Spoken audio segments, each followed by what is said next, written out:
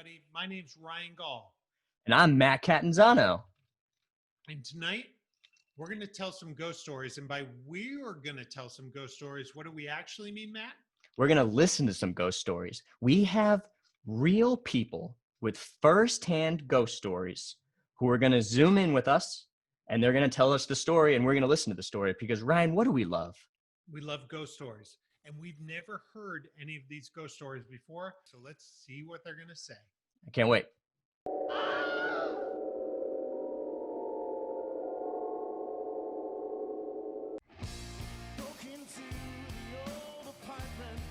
Kenny has a story for us, and I do. Let's just let him rip, Matt. All right, let's let it rip. Okay, so this is about right around, I won't say how old I am, but I'm a year out of college. And I went to college at Cal Poly San Luis Obispo, about 3 hours north of LA. And after college, I came down and was living in Southern California, and often went up on the weekends because I had a lot of friends who were still there. And so this was right around, I think, like Memorial Day weekend. A good buddy of mine who was like, hey, let's go up for the weekend. I'm like, okay, great. Go up. It's kind of like a normal Saturday night. If you're not familiar with San Luis Obispo, it's very much a college town on like during the school year. There's like a downtown with a bunch of bars, and nobody really drives so that you can walk to the bars and walk back to wherever you're staying. It's kind of a small town. And so my friend, we'll say his name is Bob for the sake of this story. Okay. And so Bob and I, the bar isn't closed, and we were staying, like, if we're in downtown San Luis Obispo, he and I were staying in separate places, but we were staying in kind of around the same area, which was a little north of downtown. So we were like walking home, and he said, hey, on the way home, is it cool if I stop by my old apartment? I want to see where I used to live. And I'm like, okay, sure, whatever. I mean, we're all going that way. And I should preface that we had a few. So we went up there. We went up there to have a drink or to party. So we had some drinks, but this does not hinder this story at all. This is not like we were drunk. I don't want this to come across as like, oh, when the ghost shows up, you'd be like, oh no, you guys were just drunk. This is after the bars have closed, though? Is this? Yeah. So this is You've closed out the night. Yeah, it's like 1:45. A lot of bars in California, as you know, like don't close right at 2. They close before. Yeah. So we're walking, and there was talk about maybe stopping to get something to eat. So he said, let's just stop by this place I used to live. And I'm like, all right. So walking by, and we're getting to this house, and it's like the way San Luis Obispo is too is very much, it's a college town. So it's like a lot of, once you get away from the downtown, it's a lot of cool, like old, like 1920s style homes, some Spanish style homes. The homes are all really cool. They're all different. It's not like a planned out community. And so we're walking, and then he goes, oh, just so you know, before we get to my old house, I just want to tell you that it's haunted. And I was like, what? He's like, yeah, it's totally haunted. I'm like, okay. And like, I got to give some context into who Bob is. Bob is somebody who to say he's eccentric would be I can't get the superlative, but he and I met because a girl asked me to study for a test, and I was like, oh, it's on. I got a study date tonight. This is great. She told me to come over to our house. I get there, and then he comes there at the same time. And so we both thought we were having like a study date with this girl. And then we ended up being like, oh, you're great. I like this guy. So he and I became friends. Don't talk to the girl again. Wait, she asked both of you to come at the same time to help her study? Yeah, I guess. And it wasn't a hard class. It was theater history. I'm like, what are we doing? Theater history? She needed 2 dudes to come over to... Yeah, I know.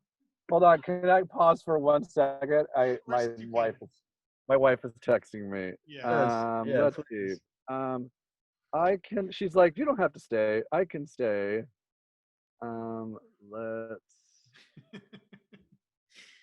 Guys, I'm just sitting in my car I in it, love it, Kenny. and I'm surrounded by people doing the same thing. Okay, anyway, so we finally get to the house, and he's like, "Oh yeah, by the way, it's haunted." I'm like, "Okay, whatever." He's like, I'm just gonna have a cigarette real quick." So he smokes a cigarette. I'm sitting down on the it's like a duplex, and then next to the duplex there is like another like a triplex. So there's like it's like multiple units there. So Okay. I sit down. Just so we're clear Yeah. on how you said you had a few. Would you say on a scale of 1 to 10 in drunkenness, where are you? Oh, I'm definitely not like I'm just like a little buzzed. Okay, so you're not He drunk. was probably on the like drunker end of things. Got it. I was like I'd had a couple and we had walked at that point we had probably walked like half a mile, so it would burned a little bit off. So I was definitely like had my faculties and stuff. You're stone cold. Oh, I wouldn't say stone cold, but I'm not hammered or even close. I'm just like I'm having a good time. Gotcha.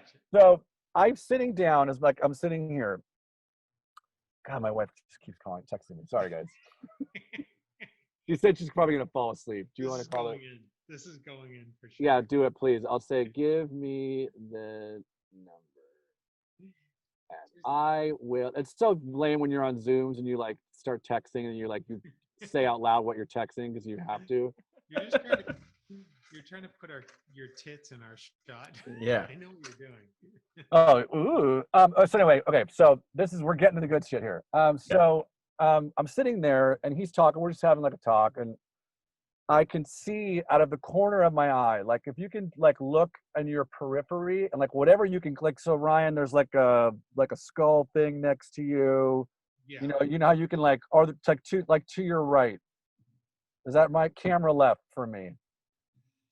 You know, no, I'm not. I'm saying I'm trying to give an example, like how as clearly as I can see something in my periphery, in my peripheral view, a person comes walking out from behind the house. And I'm thinking to myself, like, oh shit, we like woke this person up. We're like these, alumnus. We're not even going to Cal Poly. We're just these two dudes sitting here drinking on this person's. No, we weren't drinking, but we're like during my buddy's having a cigarette.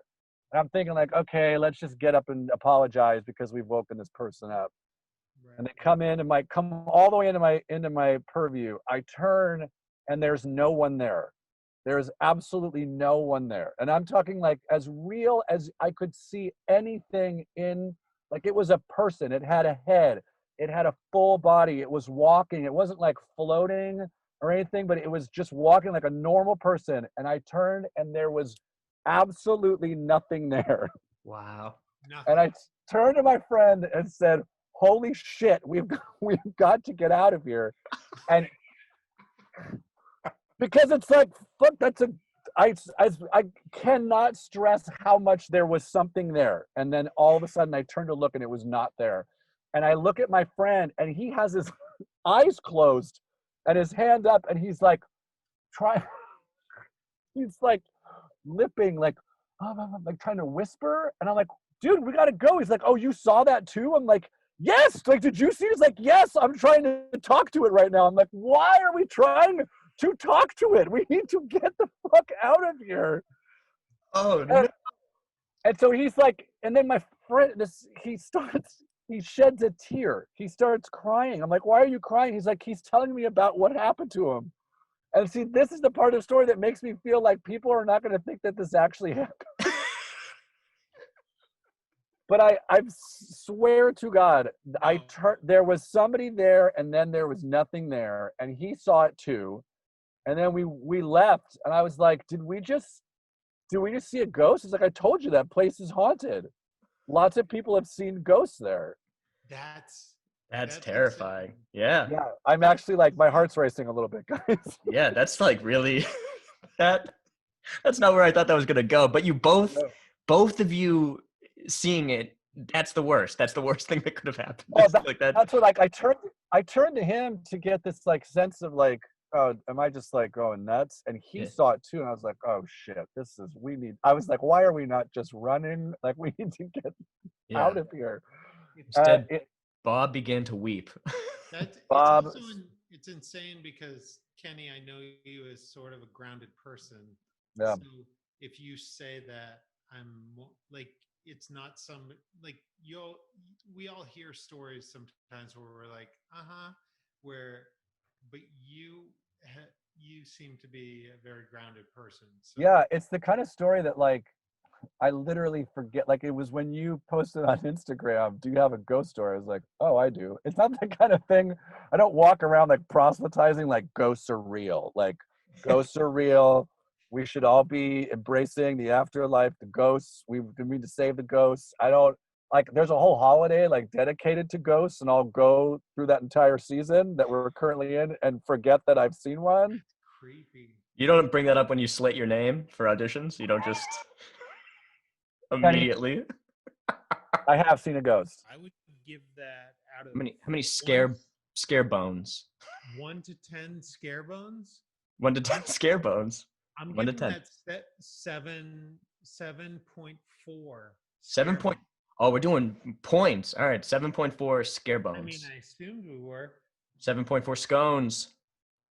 Yeah.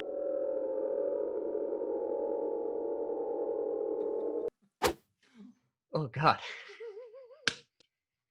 Heck yeah. Oh no. Straight out of The Exorcist. Tony Cavalero, one of my besties from the Groundlings.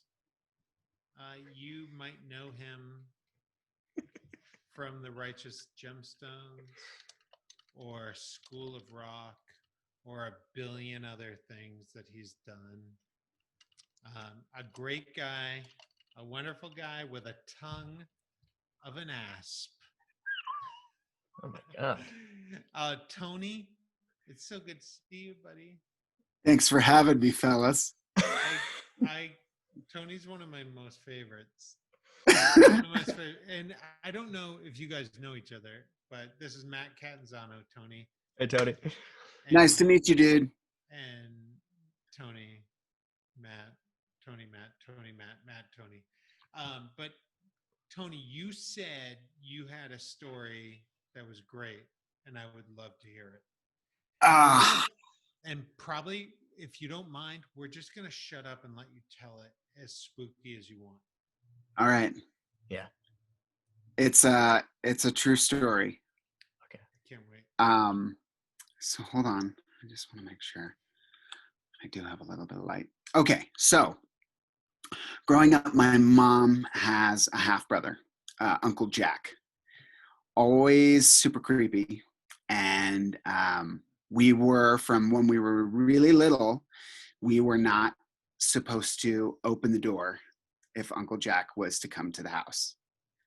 And if we ever saw him, we were supposed to call mom and dad. If we couldn't get a hold of mom and dad, we were supposed to call the police.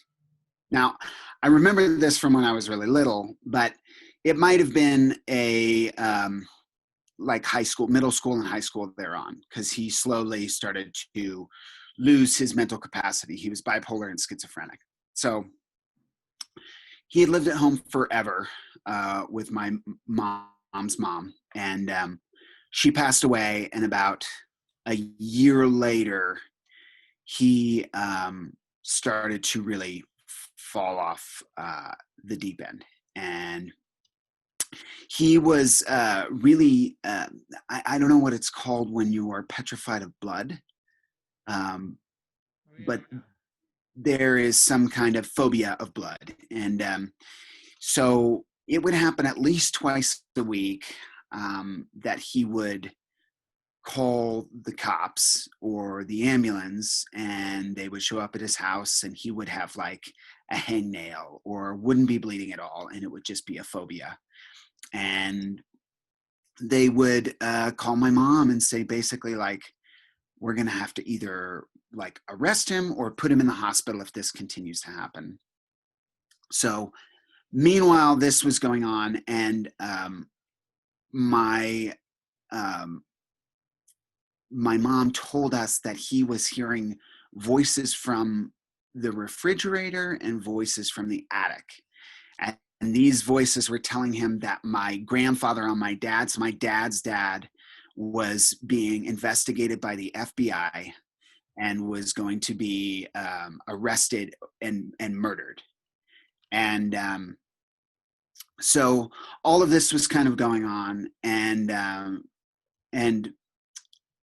out of nowhere, I still remember my mom, you know, like the second day she hadn't heard from him.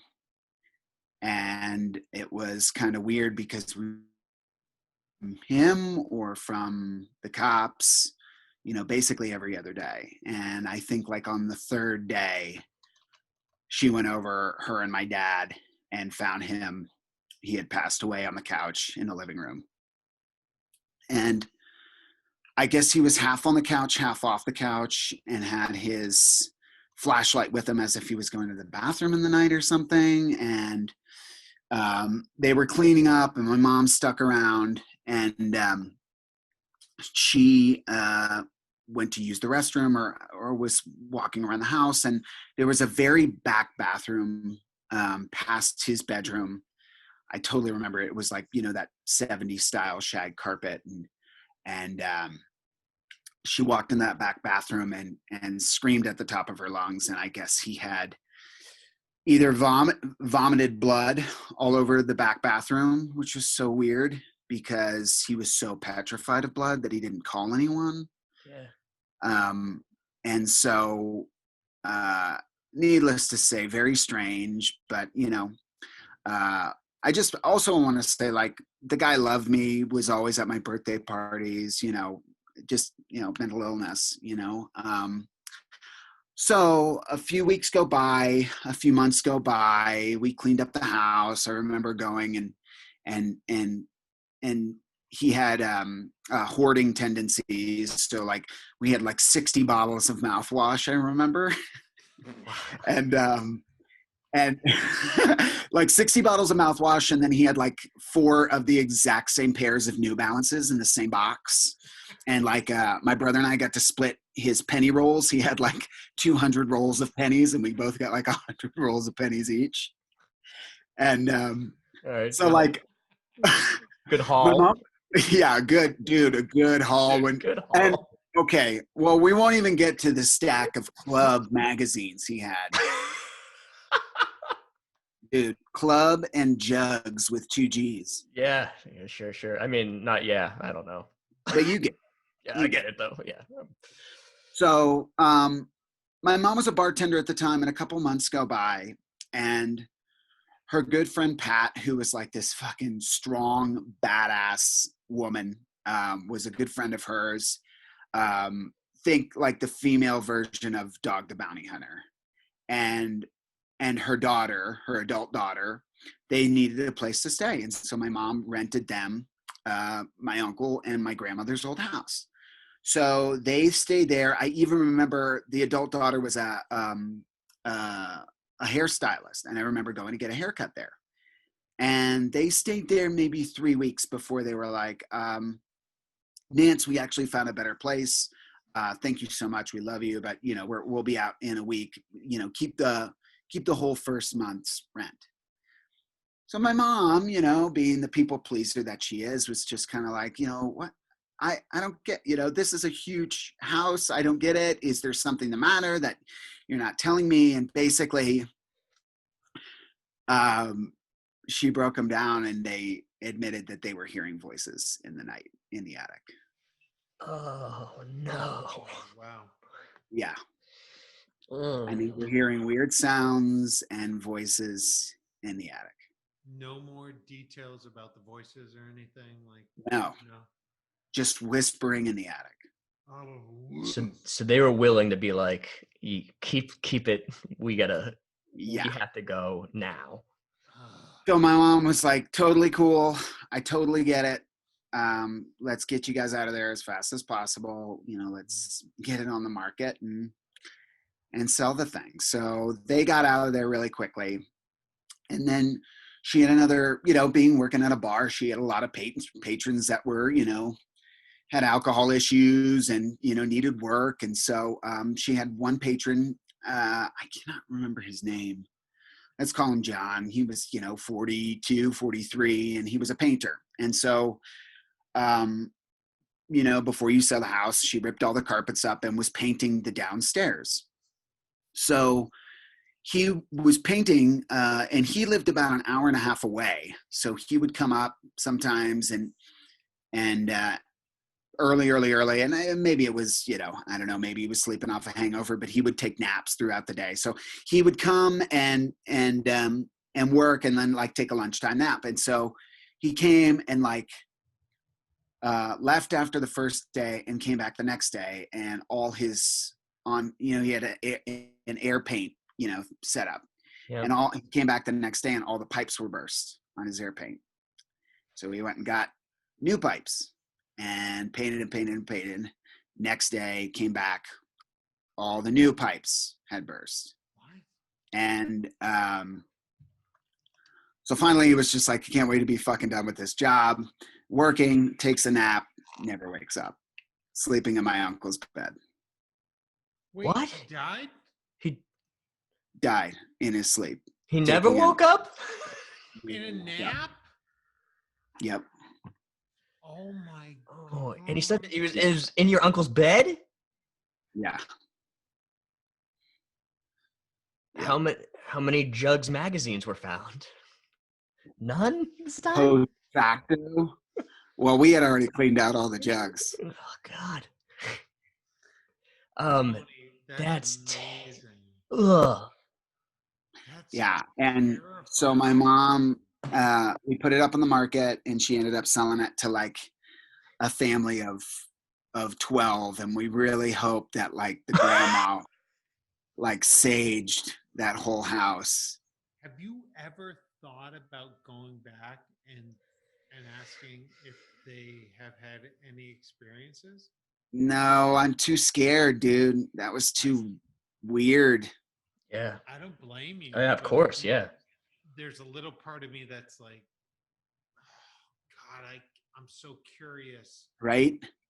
I'm so curious to know if they have had anything similar. Anything similar. But I don't, at the same time, I'm like, I don't blame you because you're so close to what happened. Oh man, that's crazy. That's I mean, oh my goodness. Each part of that story would have been enough to have been Spooky, right? Well, that's the thing. Like I remember telling my wife Annie that story for the first time, and her being like, "This is not. You can't tell me this is true. Like the whole thing. Just tell me this is all you made it all up." Yeah, I'm in complete denial of your story because the voices, I was like, that's spooky scary. I don't like that one bit. And then I'm still recovering from the ending of the story. I'm still like, my brain hasn't processed yet, but in the dead of night, it's going to hit me and I'm going to be like, I'm going to lose my mind. Knowing Annie. I know. Of course not. She doesn't want to know any of that. She doesn't want any of it. And you know what? Like one little cherry on top. So after my grandfather on my dad's side passed away, like we found out that he had been being investigated by like the IRS big time. So that was real. That was a real. I don't fucking know, man. God, like I'm so stressed out. After the fact, yeah. I don't know. I don't know what was there or what was happening. Like funky stuff, man. Really funky stuff. I also don't want that to be a thing that ghosts are talking about. Ghosts telling everybody when I'm being audited and stuff. This is not. Right. This is a nightmare all over the place. Like Jesus, no privacy at all. Only gonna contact me over the mail. Not Really, that's a great story. Yeah, it's awesome. Well, I mean, it's not awesome. I'm so sorry, but that may be the best story of the night so far. And then How are you guys doing this? I always get so spooked with stories. Even telling mine, I got goosebumps halfway through. I keep getting goosebumps. I get goosebumps so early in every story too. Like every time someone's like, and then this happened, I like my whole arm goes insane, and I'm like, oh yeah, I forgot. I said yes to this, but Yeah, I hate this. It's spooky story after spooky story. Ugh. But, will you just please ask your in-laws how much it would cost for me to rent their house for some time over the winter? No problem. Thanks. Thanks, dude. No problem. I got another one for you guys the next time you do this too. Oh, do you really? Yeah, I We'll grew do up it- with we're- a ghost in we're our gonna house. We'll do it again. Your own We'll house? do it again. Yeah, Mrs. Wilson. Oh no, she's a name. You Oh yeah, buried she the lived there before us. Like she totally manifested herself for me when I lead. was a You little buried kid. the lead, baby. How dare you tell a story like that and then also have another one? About Mrs. Wilson. Stop Look at making this baby. face. I'm gonna Yeah, die. dude. Mrs. Wilson, I first saw her when I was 7, man.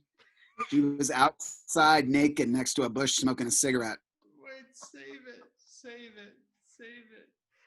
Oh, No, I got so many follow-ups. She was what? Oh my god. Oh my man, God. Mrs. So Wilson. good. Mrs. All right, Wilson. Tony, thank you, buddy. Yeah, Thanks for having me, guys. Oh my Enjoy God. the rest of your night. we'll try to. I'll be, Look at your I'll be face. whispering in your attics. You're like Zod. You're like Zod in the. It's the exact face of the devil in The Exorcist. It's a nightmare. This guy's killing me. Oh my God. Oh, so stressful. Just oh no, just teeth in the whites of someone's eyes. Ugh, All right. God, We're gonna go try some others. how do I ban somebody from a Zoom? Tony, I love you. Love you guys. Later, players. Happy Later. Halloween. Oh God.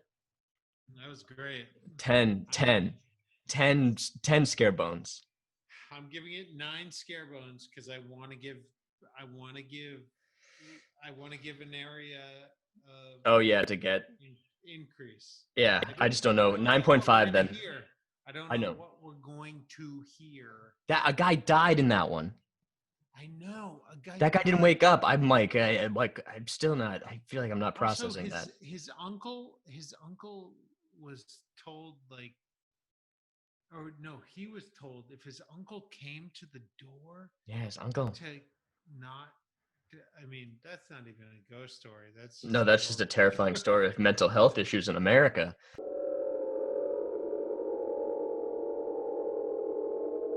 Here is my story. The year is 1996. Ooh, Yeah. baby.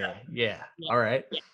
The O'Sullivan family, that includes me and Ceara O'Sullivan, are moving to the Finger Lakes region. We're Nice. relocating to a small town, really a village, but town, whatever, called Skaneateles. And the Skinny. only Well, hold on. Skinneapolis. Yeah. Wait a minute. What?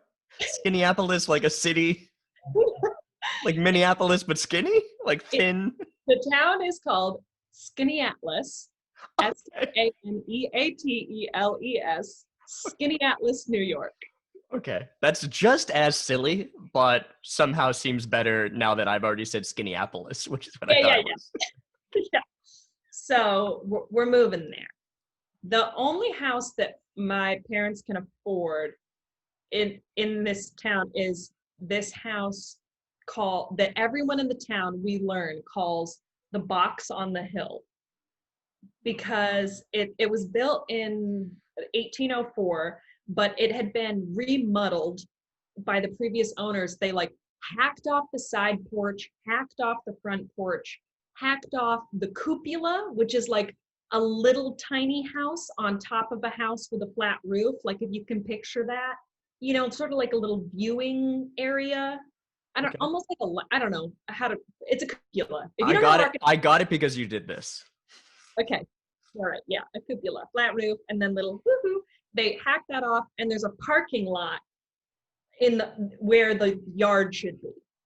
The house is like all jacked up, but my mom is like, I see the vision. I'm gonna restore it. We're Okay. gonna do this. Are they moving for work? Yeah. Okay. They yeah, didn't yeah. just find the worst house in Skinny in Skinneapolis and be like, we no. gotta go. Okay. No, my dad got a job in Syracuse, and so they tried to pick somewhere less shitty than Syracuse, and then this, yeah, that's kind of. What was Hot the slam. job? What was the job? that you got? My dad works in trucking. No, I knew that. Yeah. So nothing too spooky there. Anyway. I mean, nothing spookier there. You mean? Nothing spookier. You're going on adventures. You're on the road. You're seeing spooky stuff day in, day out. That's what Big Trouble in Little China is about. So anyway, you moved to Skinneapolis because Yeah. your dad works in trucking. You find the cheapest house in town. Yeah. Then Yeah, box on the hill. And then moving day arrives. My aunt and uncle are helping. Everybody's there with the boxes, what have you, moving in. They get all the stuff in the house. It's a mess. But they're popping, my parents are popping a bottle of champagne in the kitchen. And then my mom sees right behind my uncle a woman walk by behind my uncle. Not like a shadow or like a semi-figure. She sees a solid woman in Victorian garb walk across the kitchen behind my uncle.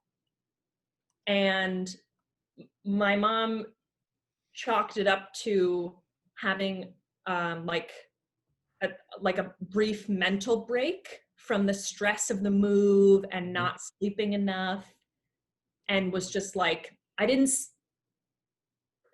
my eyes must have been tricking me, right? Yeah. right. Like I couldn't have seen that. Of course, yeah. Yeah.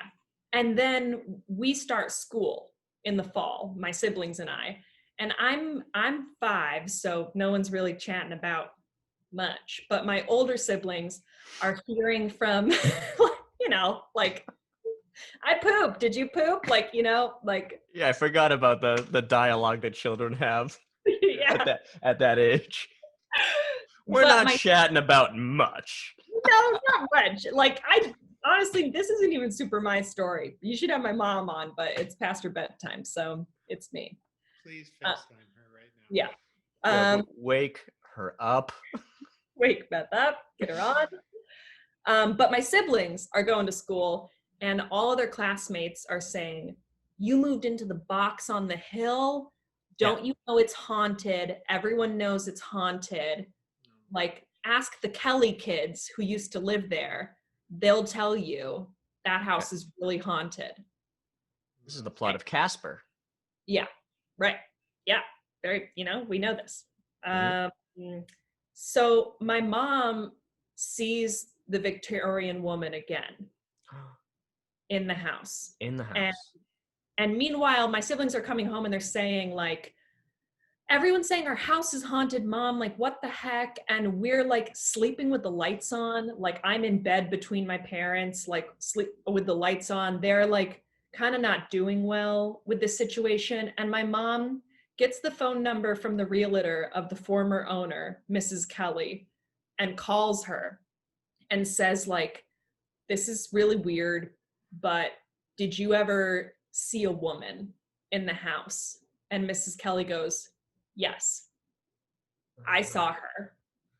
She doesn't wish you any ill, but she just wants you to know that she's there. She showed herself to me too. Realtors are nightmares. That should have been brought up way sooner, not a yes. But wait, when your parent, because you said you had, like, you were aware of this as a child. Did your parents tell you about this? I only have memories of sleeping with all the lights on in our new house Right. Yeah. and thinking, why is it that once we moved to Skinny Atlas, now for the first 6 months we sleep with the lights on? So Yeah. it was more that your parents were like, hey, there's a Victorian woman walking around. We're going to sleep with the lights on. And Because you you're were turning to like, everybody and you're like, look, I went pee pee poo poo today. And they're like distracted. They're like, we don't have any time for that right So, now. We have to turn on all the you lights. didn't- And you're like, I went pee pee poo poo. What's the deal? Yeah. But you Yeah. didn't know what was going on. I didn't. They sort of like sheltered it from me. They tried to like hide it. Until when? Until when? They told me once then there's like a few years go by, not much action with the Victorian woman. She's like, let her presence be known. She's chilling. And then my parents are stripping the wallpaper in the master bedroom. And they pull down the wallpaper and there's a signature on the wall from Theodore Roosevelt. Wait a second. Question. Yeah. Yeah. What? What do you talk? What do you mean? A signature? Yeah. So in Skinny Atlas, New York, there is a Roosevelt on the lake. It's like a lake town. There is the Roosevelt family had a home, like an upstate New York like house and it's called Roosevelt Hall. Okay. And it was their vacation home. I don't know, for the family. But at some point, like early 20th century, like Theodore Roosevelt was in town, was a guest at the house, my family's house, way back, got drunk and signed the wall in the master bedroom. Huge handwriting. Huge handwriting. Yeah, like big ass. Yeah. I'm wasted. As he was famous to do. And then somebody wallpapered over that? Yes. So somebody was like, this isn't going to sell a house. We got to get rid of that. Yeah. But they didn't get rid of it. They just wallpapered over it. Right. Oh my God. All right. So they take down the wallpaper. They see that. Does Yeah. anything happen after that? So that prompted my mom to go to the Historical Society because she was like, I would like to either verify this signature or I'd like to like paint my fucking walls. Like, what do you, and the Historical Society was like, oh yeah, that's it. We do have like documentation of that. We have a photograph from the 1950s. That's his signature. Wow. It was covered up. And then they were also like, and we have all this other information about your home if you're interested. And so then my mom got information about the people who'd lived in the house and like all the things that had happened. Cause it's like a house from like 1804, like, it's really old. And so that's when she learned about like the longest family that lived there, a family that owned the home continuously for over 100 years. And during that time, there were multiple deaths in the home because, at that time, like people just died within their own homes. People didn't live as long, including one child that died and then one woman that was widowed young. And so she was, or potentially would have been, the Victorian woman in the black garb. Okay. What? That's terrifying. And no. Did they paint over TR's signature? No, my parents mounted a picture frame to the wall and painted all the way around it. Wow. That's a cool thing to do, but also an insane thing to have, I guess. A cool thing to do, but also like, yeah, Mount Rushmore? That guy signed my bedroom. Like, I'm sorry, what do you mean? Yeah, after they chiseled his face, he signed my bedroom wall. You never experienced anything beyond that? There were like things with cabinet doors being opened or closed, doorways, like little things, and like my siblings all experienced the same, and so did like the kids that used to live there. Wow. But no, it seemed You never saw the Victorian one. never. No, it seemed to have been something like woman to woman or like wife to wife that she was like, yeah. Wow. I like that. Just a quick little. Careful of these men that start signing the walls. I think so. You gotta watch these men. You never know. They'll put their signature on every wall. You know what I'm talking about? You gotta watch these guys. They'll be signing their name on all your walls. You know, you gotta be careful. That's so scary. But also, I just wonder about your parent. Like, it's such any story that involves like the plot of Poltergeist, where it's like, what do? You just turn to your kids and go, so we framed the signature and we found out about the woman and we lived very happily there for a little while. Yeah. Yeah. Wow. That was it.